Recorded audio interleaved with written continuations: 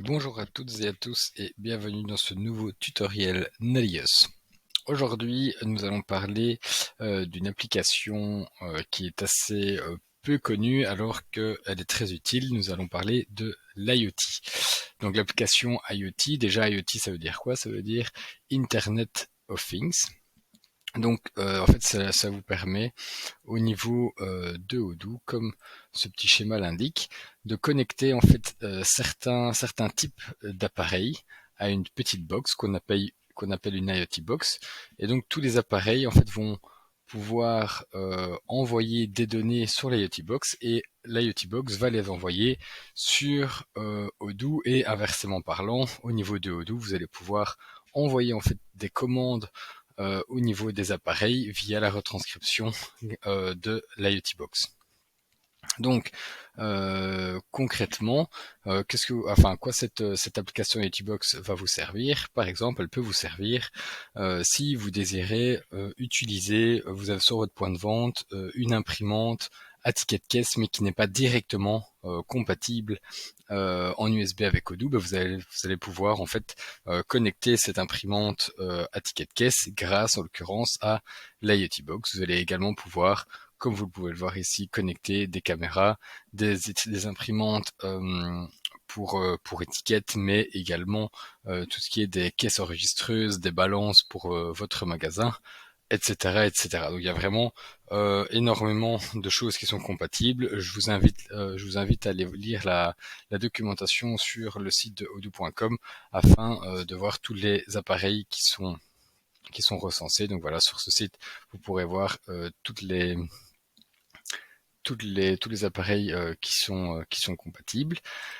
Alors en fait, comment fonctionne l'IoT Box? Donc l'IoT Box, ça reste vraiment une toute petite boîte sur laquelle vous allez en fait concrètement devoir vous connecter soit en connexion Ethernet, soit via une connexion Wi-Fi. Donc on verra dans une prochaine vidéo comment vous connecter et soit en Ethernet, soit en Wi-Fi. Et en fait, d'un autre côté, vous allez devoir connecter en fait vos devices sur cette IoT Box via soit un port USB, donc il y en a 4 de disponibles, soit un câble HDMI, il y en a un de disponible, un ou plusieurs en fonction du modèle de l'IoT Box, et vous pouvez même également connecter vos devices via un appareil qui s'appelle le USB-C, mais vous pourrez également aussi le connecter via le Bluetooth ou le Wi-Fi. Donc c'est vraiment pratique dans le sens où il n'y a pas qu'un seul mode opératoire afin de faire la connexion entre votre appareil et votre IoT Box. Alors dans les faits au niveau de Odoo, l'IoT Box en fait vous pourrez en retrouver plusieurs sur internet, mais Odoo recommande l'IoT Raspberry Pi. Encore une fois, ça je vous laisse regarder sur la documentation d'Odoo pour ce qu'il en est. Il y a également un abonnement en fait qui est lié avec l'utilisation de cet IoT qui coûte 25 € par mois, donc c'est à l'heure actuelle donc en 2023, et en fait vous pouvez aussi le faire sur un abonnement d'un an et donc en fait votre abonnement vous permettra en fait de recevoir la Yeti Box gratuitement, qui est quand même d'une valeur de 150 € plus ou moins. Évidemment ces prix ne sont pas ce prix n'est pas exhaustif étant donné qu'elle dépend aussi de votre abonnement, si vous êtes en abonnement mensuel ou annuel. Donc pour toute autre question, n'hésitez pas à contacter votre gestionnaire d'abonnement. Euh, et donc voilà, donc ici dans cette vidéo, c'est principalement vous présenter la Yeti Box au niveau de l'application dans Odoo, comment ça se présente. Donc vous voyez cette application IoT. Une fois que vous allez cliquer dessus, vous allez pouvoir retrouver les différentes IoT qui sont déjà connectées en fait à votre base de données. Il est tout à fait possible de connecter plusieurs IoT à votre base de données, évidemment. Vous pouvez en connecter un nombre illimité. Il faut juste savoir qu'elles sont chacune connectées à votre connexion Internet. Ensuite, donc vous allez voir un petit peu vos différentes IoT. Vous pouvez cliquer sur l'une d'entre elles et vous allez retrouver ce qu'on appelle les périphériques. Donc en fait, c'est ce qui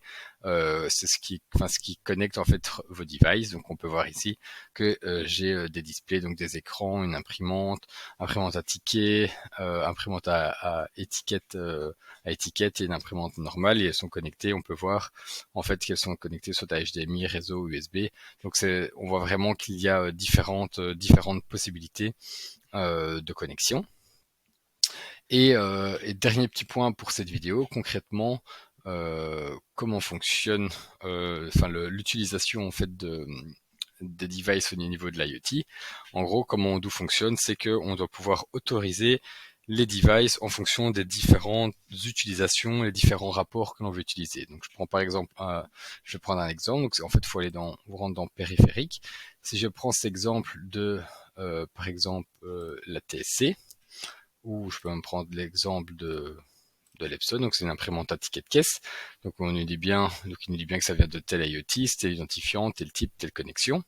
Et donc ici en fait je vois que je peux ajouter des points de contrôle de qualité ou des rapports d'imprimante. Donc en gros, ce que je vais devoir dire à Odoo, c'est dire que j'autorise en fait cette imprimante à pouvoir autoriser tel ou tel rapport. Donc typiquement ici, je pourrais aller dans le rapport d'imprimante, je pourrais faire ajouter une ligne et venir ajouter en fait le rapport qui m'intéresse. Si par exemple ce qui m'intéresse, c'est de pouvoir indiquer les codes barres des paquets en ZPL, hop, je viens l'ajouter, je viens le sélectionner, et donc lorsque je vais vouloir aller au niveau de mon produit, faire imprimer code barre du paquet en ZPL, en fait Odoo va envoyer en fait l'action, il va passer par l'impression via notre Epson, notre Epson ci-dessous.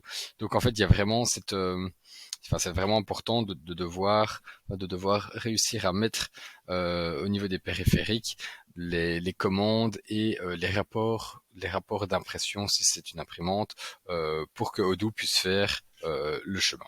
Mais nous verrons tout ça dans une prochaine vidéo un peu plus détaillée pour que vous puissiez comprendre en temps réel comment cela fonctionne. Donc n'hésitez pas à regarder la prochaine vidéo.